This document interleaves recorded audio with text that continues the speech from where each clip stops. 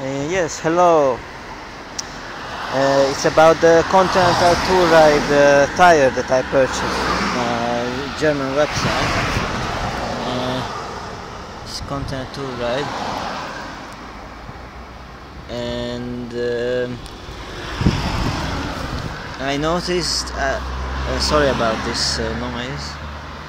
I noticed that the tire has already cracks, and strangely the cracks happens around these islands. You see, this is one,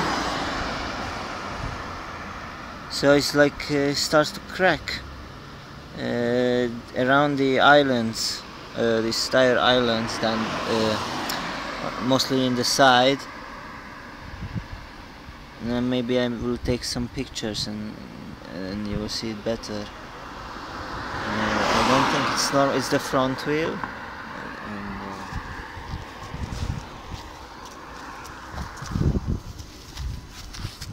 and yeah, the back wheel has this issue too, actually, but it's not that bad. Then as the front wheel, which is interesting, and the side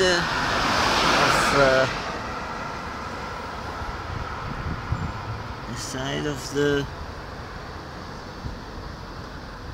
tire seems to be okay, but